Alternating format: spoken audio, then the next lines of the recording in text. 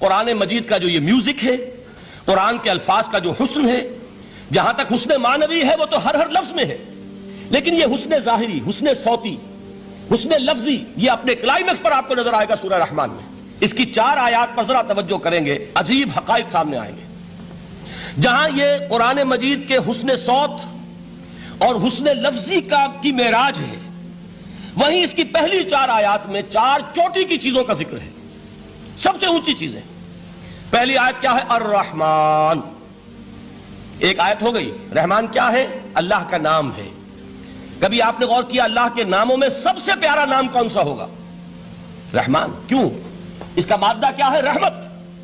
ہمیں سب سے بڑھ کر جس چیز کی ضرورت ہے وہ کیا ہے؟ رحمت خداوندی۔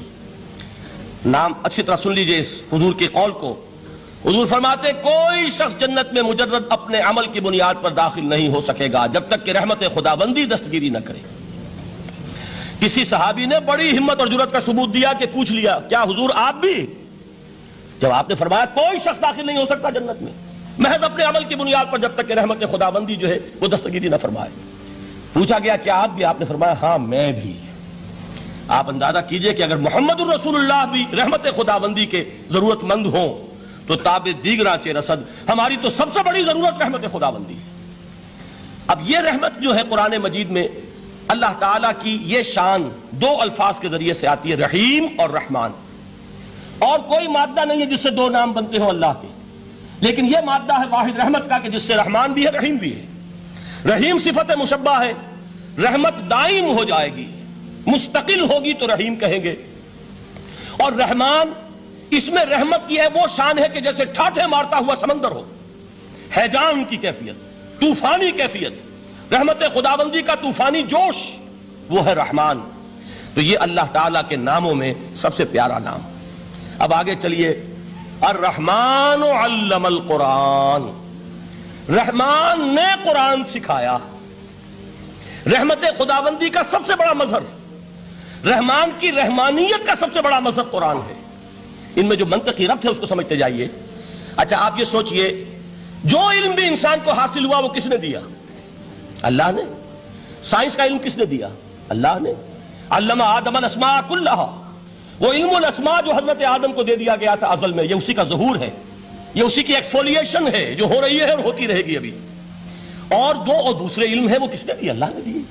لا یحیطون بشیء من علمہ الا بما شاء، مخلوق میں سے کوئی اللہ کے علم میں سے کسی شے کا احاطہ نہیں کر سکتا مگر وہ جتنا اللہ دینا چاہے۔ لیکن یہ کہ تمام علوم میں چوٹی کا علم قرآن۔ نوٹ کرتے جائیے، اب چوٹی کی چیزیں جمع کیجئے۔ اللہ کے ناموں میں چوٹی کا نام رحمان، اللہ نے جو کچھ انسان کو سکھایا اس میں چوٹی کا علم قرآن۔ خلق الانسان، انسان کو پیدا فرمایا۔ سوال یہ کہ حیوانات کو کس نے پیدا فرمایا؟ آسمان کس نے پیدا کیے؟ زمین کس نے پیدا کی؟ فرشتے کس نے پیدا کیے؟ کیا مطلب خلق الانسان؟ اس کی تمام مخلوقات میں اس کا کلائمیکس، اس کی تخلیق کی معراج، اس کے تخلیق کا نقطہ عروج انسان ہے۔ یہ ہے کہ جو مسجود ملائک بنا ہے۔ وَلَقَدْ كَرَّمْنَا بَنِي آدَمَ وَحَمَلْنَاهُمْ فِي الْبَرِّ وَالْبَحْرِ وَرَزَقْنَاهُمْ مِنَ الطَّيِّبَاتِ وَفَضَّلْنَاهُمْ عَلَى كَثِيرٍ مِّمَّنْ خَلَقْنَا تَفْضِيلًا۔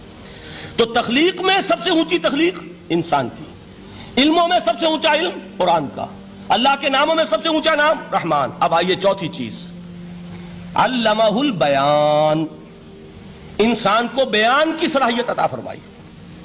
کیا اور کوئی صلاحیت عطا نہیں کی؟ بینائی کس نے دی؟ اللہ نے۔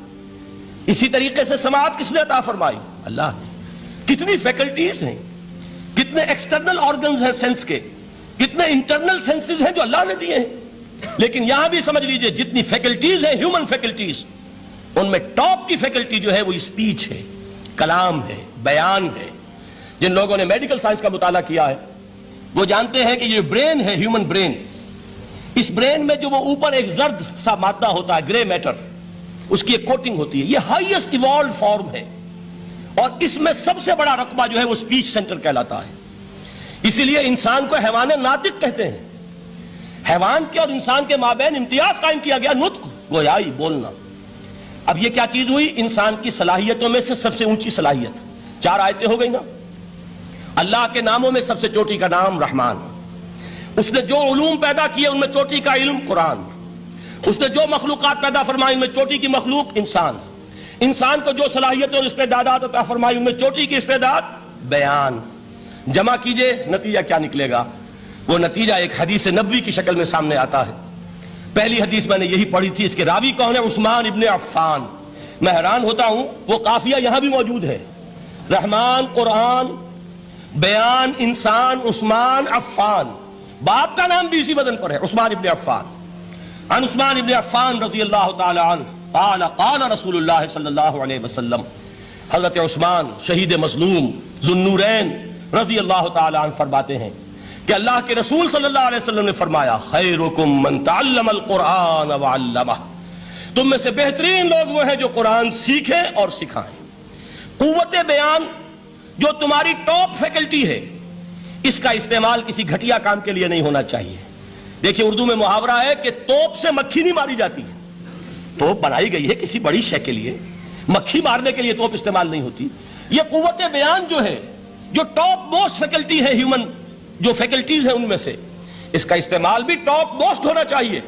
قرآن کو بیان کرو.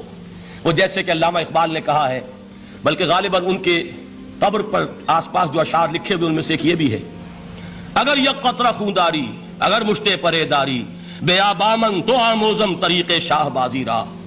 اگر تمہارے اندر ایک قطرہ بھی خون کا ہے اور مٹھی بھر بھی پر اگر اللہ نے دیے ہیں تو میرے پاس آؤ کہ میں تمہیں شاہبازی کے طریقے سکھاؤں.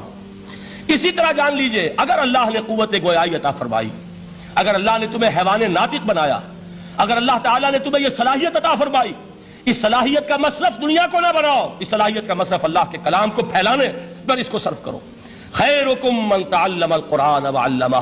خیر جب لفظ آتا ہے بغیر من کے، ورنہ تو آتا خیر من ہو تو یہ ہوگی کمپیریٹیو جو ایک ایڈجیکٹیو جو ہوتی ہے، لیکن یہ سپرلیٹیو ڈگری ہے جب بغیر من کے ہوگا. خیرکم دی بیسٹ امنگسٹ یو، جو تم میں بہترین لوگ ہیں وہ کون ہیں؟ من تعلم القرآن وعلمہ، جو قرآن سیکھیں اور سکھائیں، قرآن پڑھیں اور اسے بیان کریں.